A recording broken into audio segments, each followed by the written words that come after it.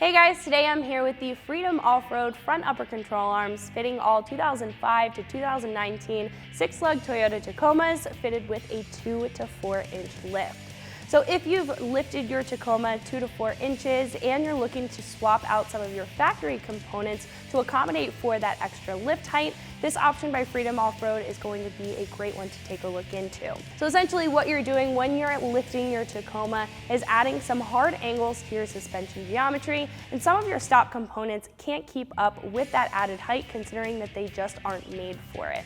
One of those big components is going to be your front upper control arms, and this option by Freedom Off-Road is going to be an upgraded replacement to make sure that these are not going to wear out over time with that added height on your truck. This set of front upper control arms is going to have a corrected ball joint angle to accommodate for that 2 to 4 inches of lift, and it's also going to have a very durable construction to make sure that these are able to take a lot of abuse, especially if you are taking your Tacoma off-road. Not to mention, you can maintenance these over time and keep an eye on them considering this has a Zerk fitting on top of the ball joint as well as replaceable bushings. With all of that being said, these are actually going to be one of your more affordable options for front upper control arms on the site at roughly $300. Now when we're taking a look at the design of these compared to some other options on the site, these are going to have a more basic construction.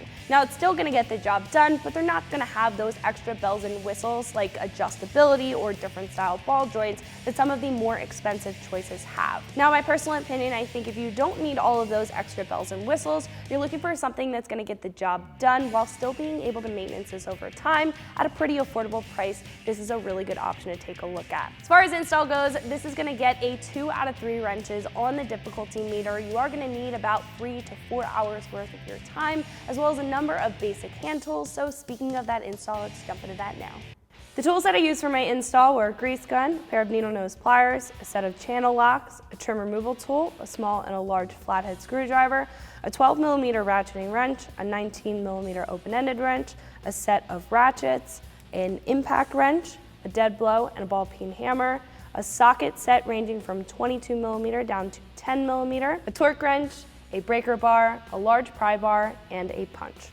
Our first step is to get our Tacoma up off the ground. Now you can use a lift or you can jack up the front of the Tacoma and chock the rear wheels. Then we're going to take off our front 2 wheels, and after that is complete, we can start to take off our mud flaps. So I'm going to start with the back one here. This is going to expose the nut on the other side of the control arm, and this is also going to expose some brake lines that we have to move out of the way in a little bit. So I'm going to use a trim removal tool and just pop out these clips.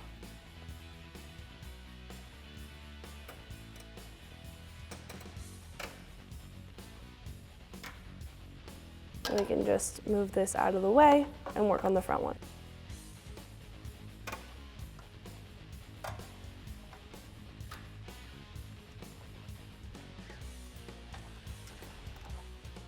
What we can do next is remove the 10mm bolt that's holding our ABS line bracket on our control arm. I'm going to use a 10mm socket and a 1/4 inch drive ratchet.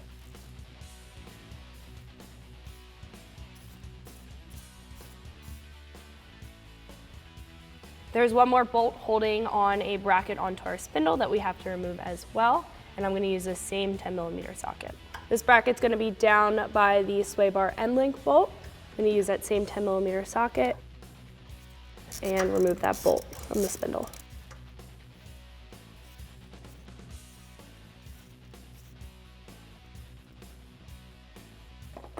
Once that bolt's removed, we can wiggle our ABS line out of the way and start working on our brake line. So the reason why we're getting this brake line out of the way is to access the bolt on the control arm, as well as to make sure there's enough slack in the brake line so we don't damage it when we remove the control arm from our spindle. I'm going to use a 12mm ratcheting wrench to remove the bracket on the frame here.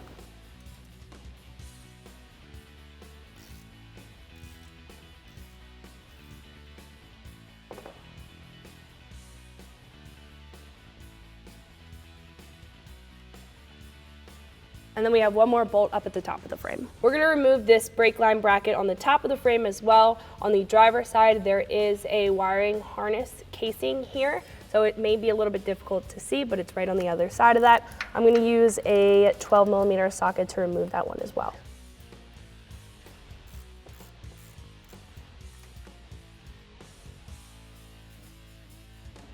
All right, so when that bolt is removed, we'll be able to move this back and forth and fit a socket on this nut here when it comes to that time. Next, we can disconnect our sway bar end link from our spindle. I'm gonna be using a 17mm deep socket and my impact wrench to remove that. Depending on your lift kit and if you have replaced your sway bar end links, the size may differ.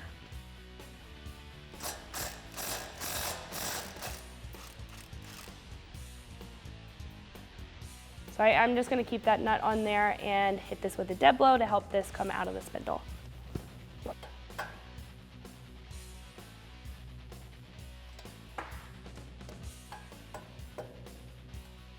Next, we can start to disconnect our upper control arm from our spindle. I'm gonna start by taking a pair of needle nose pliers and removing this cotter pin here. Then what we can go ahead and do is crack the castle nut off of the spindle, but we are not going to fully remove it. I'm going to use a 19mm socket and my impact wrench to do that.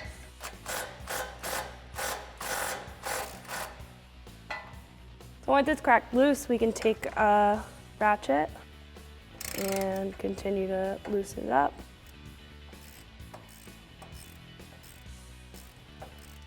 Again, we don't want to fully remove it because we do have to smack the spindle in order to get this tapered ball joint to disconnect from the spindle.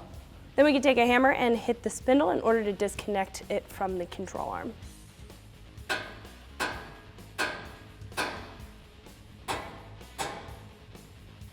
Next, we want to make sure that we support the spindle because once it's disconnected from our control arm, it will be loose, and we want to make sure that we are protecting our brake lines. Once again, I'm just going to take a caliper holder, put that through the spindle and hook it onto our coil here. Then we can take our 19mm socket and continue to loosen up the castle nut.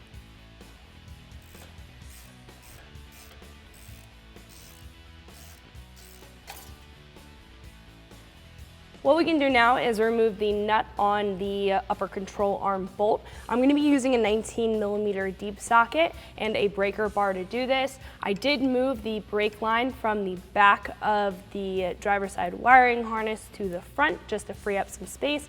And I'm also going to put a 19mm wrench on the other side on the bolt head. So once that's loosened up, we can switch over to a hand ratchet and use that wrench to help us remove the bolt.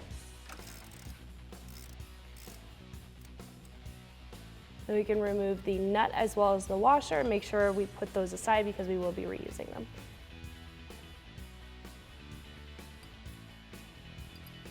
So what we need to do next is remove this bolt that goes all the way through the back of our strut tower to the other side of our control arm. Now it's perfectly in line with the body of our Tacoma here, so we will have to bend this metal out of the way in order to remove this bolt out of the strut tower.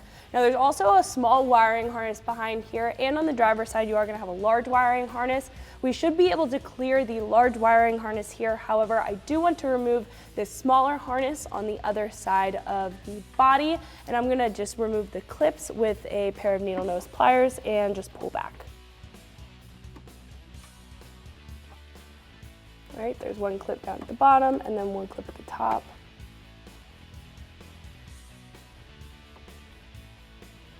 Then we can just move that away from the side of the body so we have enough room to wiggle that bolt out.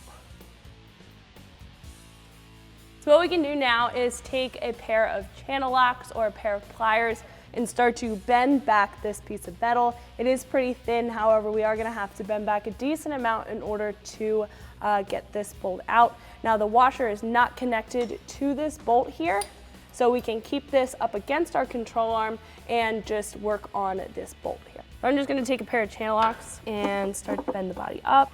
So after I pried some of this body back to make sure that the bolt had cleared, what I did was took a large pry bar and just pried from the back of the bolt onto the body and just moved it outward. Then we'll be able to slide the bolt out and fully disconnect our control arm.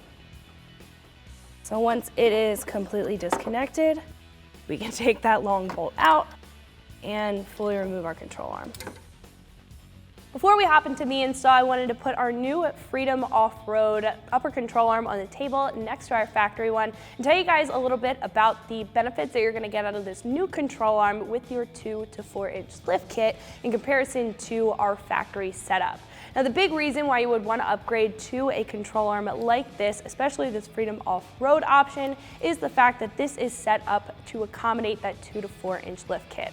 So our factory upper control arm, that's perfect for the stock application, but once you change the angles with that upgraded lift kit, you are going to be changing the angle of the ball joint. Now, that is going to induce wear and tear. It may even rip the boot on the ball joint, causing extra wear and tear, and even for the ball joint to break over time. Now, when moving over to something like this, the ball joint is going to be accommodated with a little bit of extra angle for that 2 to 4 inch lift, so this will hold up a lot better over time. Not to mention, it is going to be a lot more durable in conjunction with the added angle. The ball joint is going to be an OE style ball joint, however, it is going to be made of a chromoly material, which is a lot stronger than the factory setup. The construction of the whole control arm itself is also going to be a lot more durable, considering this is 1.5 inch steel tubing, and it's also going to have gusseting on each of the mounts on the back here, which is going to give it a lot more strength than the factory setup. If I flip over the factory control arm, you can see that there is a channeling design, and this does have the ability to bend or break with a lot of abuse. And with this new Freedom Off-Road upper control arm, that's not going to happen considering the durable construction on this. The new upper control arm is also going to have a durable finish. It's going to have a black epoxy e-coating on top, which is going to reduce any rust or corrosion or any weathering when this is mounted up to the truck. Now, what I really like about this in comparison to the factory control arm is the fact that this is rebuildable and you can maintenance this over time. So there is going to be a rubber cap on top of our ball joint here, and underneath that is going to be a Zerk fitting, so you are able to grease this as needed. And with the hard rubber bushings, you are able to replace those over time. Instead of your factory control arm, if this does wear out, you will have to replace the whole control arm. Not to mention, you also are getting a mount for that factory brake line, so this is going to accommodate for all of the factory features on your truck and mount up exactly the same. So enough about these two side by side. Let's go ahead and mount up our new control arm. What we can do now is mount up our control arm. This does come with a boot over the ball joint. I'm going to keep that on for now just so we don't damage the threads while we are mounting it up. But in order to mount this up, we're going to line it up with our strut tower, and I'm actually going to put a punch through the right side of the control arm just to keep it in place so we can line up the other side and get our bolt through. So you want to make sure that this is going underneath this ABS line. As you can tell, it is kind of wiggling around, and that's why we're going to put this punch here just so we can line this up. The punch isn't going to stay in place the whole time, but this will help us align everything. So now we can rest the control arm in place, grab our bolt as well as our washer, and start to line that up and put that through. So what I'm going to do is put our washer here, because it's not going to fit past this body line if we put it on the bolt first. Then we can grab our bolt and feed it in the way that it came out.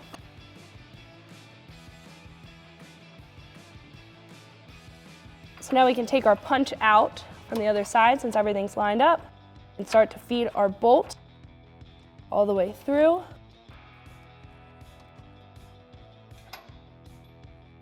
Right, so once that is all the way through, we can secure it down with the factory washer and nut on the other side. And we're only going to keep it hand tight because we have to attach this to the spindle first before we tighten anything down.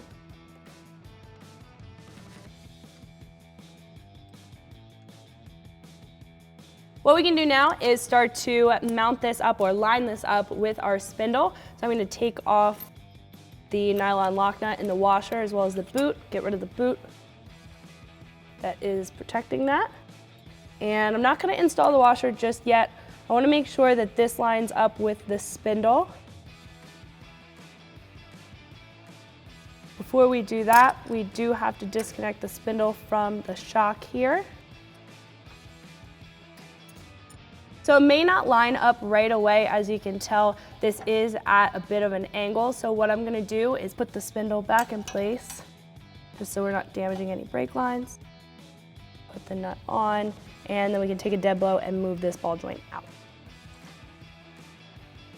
The reason why I'm using a dead blow is just because this is a new ball joint and it is difficult to move by hand. We're just going to tap it in place. And the nut on the end is going to preserve the threads, so I'm not hitting the threads. All right, so now we can take the nut back off and see if this aligns.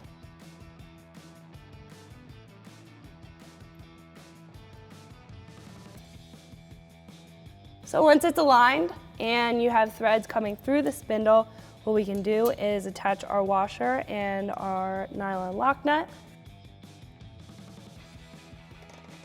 And we can tighten that down with a 22mm socket.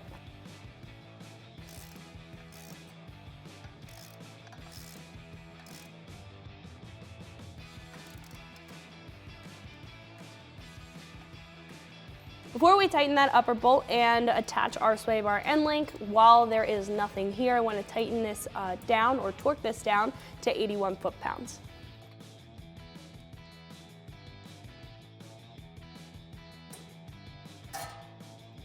What we can do now is tighten down the upper control arm bolt. I'm going to use that same 19mm socket and 1/2-inch drive ratchet. And then I'm also going to put a 19mm wrench on the other side of the frame so we can wedge it while we tighten down the bolt.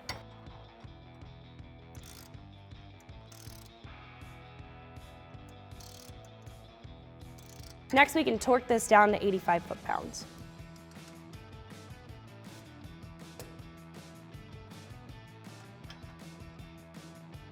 What we can do now is reattach our sway bar end link through our spindle. It might help if you pull down on the sway bar a little bit. We are going to be reconnecting that with the factory bolt and tightening that back up with a 17mm socket.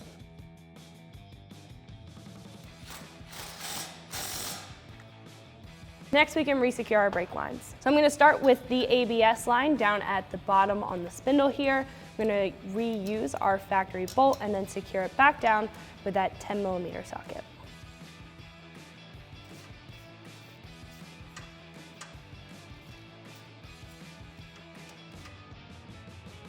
Then we can move up to the control arm mount.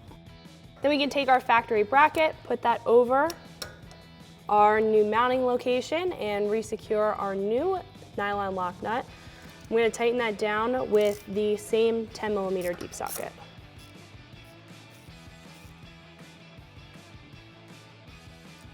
Now we can reattach our brake line. So we can start with the bracket that's on the side of our frame here. I'm going to reattach it with that factory bolt and tighten it down with the 12mm ratcheting wrench that we used before.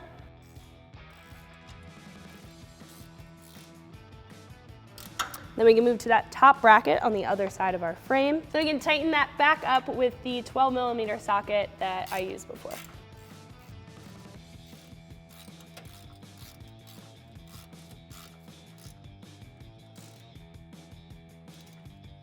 Next, we can reinstall our mud flaps. So we can line these up with the factory location, take the factory pins, and pop those back into place.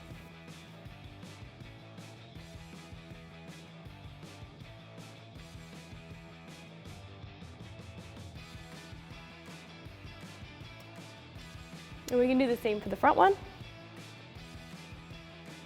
Last but not least, we want to make sure that this is packed with grease before we go ahead and take our truck out. So I'm going to take a small flathead just to help me pry the cap off. Then we can grab a grease gun, attach that to the Zerk fitting, and make sure that this is properly greased.